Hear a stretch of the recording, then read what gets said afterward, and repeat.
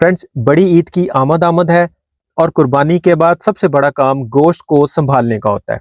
पिछले साल गोश्त को बोतलों में भर के सेव करने का तरीका बहुत वायरल हुआ था, लेकिन जिन लोगों ने वो तरीका यूज किया उसके बाद उन्होंने तौबा कर ली, क्योंकि उस तरीके में दो बड़े मसले थे। गुलाई की वजह से उनके दरमियानी गैप ज्यादा होता है, गोश्त फ्रिज में कम सेव होता है और खलारा ज्यादा होता है। और दूसरा सबसे बड़ा ड्रॉबैक ये था, जमा हुआ गोश्त बोतल को काटे बगैर बाहर नहीं निकलता था। तो आज की वीडियो में हम गोश्त को सेव करने के लिए इंतहाई जबरदस्त और यूजफुल तरीका इंट्रोड्यूस करवाने लगे हैं। हमारे आज के मेथड से आप पूरे का पूरा बकरा भी अपने छोटे से फ्रीजर के अंदर महफूज कर सकते हैं। ये मेरा चैलेंज है। आप कम से कम 30 किलो गोश्त अपने फ्रीजर के अंदर रखने के बाद उसमें बर्फ भी जमा सकते हैं, बाकी की चीजें भी उसमें रख सकते हैं। मैं ये नहीं कहता कि आप पूरा बकरा करके सारे का सारा फ्रीजर के अंदर रख लें, लेकिन बहुत सी सूरतों में रखना भी पड़ता है। इसलिए उस सारे गोश्त को आप ना तो शापरों में रख सकते हैं ना बर्तनों में रख सकते हैं, सिवाय हमारे आज के इस तरीके के। अस्सलाम वालेकुम फ्रेंड्स, मैं हूं शहजाद मुगल और आप देख रहे हैं टेक्नोलॉजी यूट्यूब चैनल।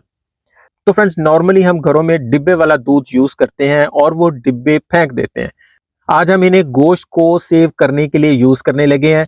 इसके बहुत सारे फायदे होंगे, मैं वन बाय वन आपको बताता जाता हूँ। छोटी सी वीडियो है, पूरी देख लीजिएगा। सबसे पहला फायदा तो इसका ये होगा कि नीचे से लेके ऊपर तक शेल्फ की जितनी हाइट होगी उस सारी हाइट के अंदर आप गोश्त रख सकेंगे। दूसरा फायदा इसका ये होगा कि इसके अंदर से एक कतरा भी खून बाहर नहीं आएगा और आपका फ्रीजर बिल्कुल नीट एंड क्लीन रहेगा। तो हमने यहाँ पे अपने शेल्फ की हाइट के मुताबिक डिब्बे काट लिए हैं। जहां आपकी बड़ी स्पेस है वहां पे डिब्बे की हाइट ज्यादा रख के काट लें, जहां पे छोटी स्पेस है वहां पे आप डिब्बे की हाइट को उसके मुताबिक रख के काट लें। पूरे फ्रीजर को यूज करें, फ्रीजर की एक भी जगह खाली नहीं रहेगी। आप पूरे फ्रीजर के अंदर 30-35 किलो गोश्त बड़ी आसानी से रख सकेंगे। इन्हें अंदर से पानी से एक दफा धो लेंगे ताकि मजीद साफ हो जाए।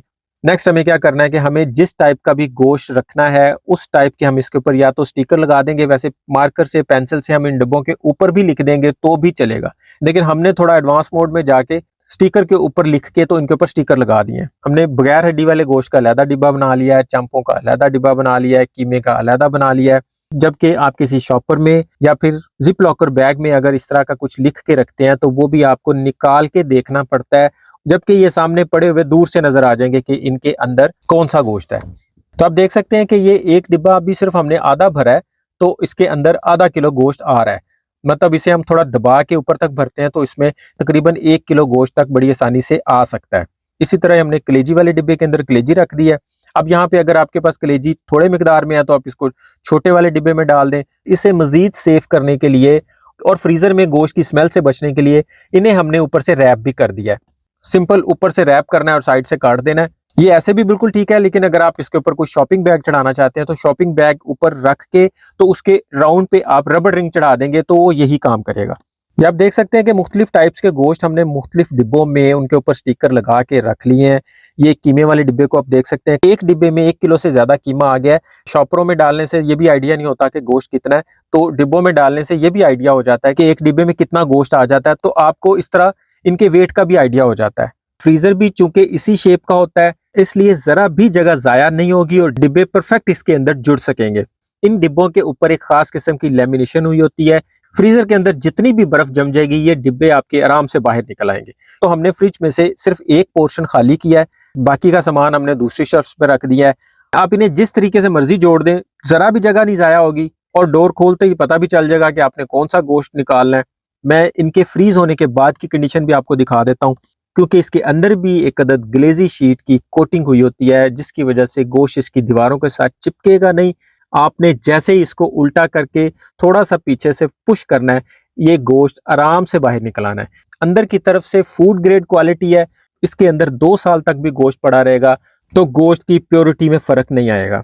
तो आप ये देख सकते हैं कि डिब्बों के अंदर इस वक्त गोश्त टोटली फ्रीज है। इनको निकालने का तरीका आप देखें कितना आसान है। आपने जस्ट इन्हें बर्तन के ऊपर उल्टा करना है, पीछे से हल्का सा पुश करना है। इस तरह ये पूरे का पूरा ब्लॉक आसानी से बाहर आ जाएगा। बिल्कुल पानी के नीचे करने की जरूरत नहीं पड़ेगी और डिब्बा भी अंदर से बिल्कुल साफ सुथरा है। ये तरीका इतना इफेक्टिव है, इतना जबरदस्त है, आपको ये इस कदर पसंद आएगा कि आप इसके अलावा किसी और तरीके को अडॉप्ट नहीं करेंगे। वीडियो पसंद आए तो लाइक जरूर कीजिएगा और इसी तरह की मजीद यूजफुल वीडियोस देखने के लिए चैनल को सब्सक्राइब कर दें और बेल के आइकन पर प्रेस करके ऑल पे प्रेस कर दें। ताकि हर नई आने वाली वीडियो का नोटिफिकेशन आपको फौरन पहुंच जाए। आखिर में सबको एडवांस में ईद मुबारक। अभी के लिए इतना ही। अपना और अपनों का ख्याल रखिएगा। बहुत बहुत शुक्रिया। अल्लाह हाफिज।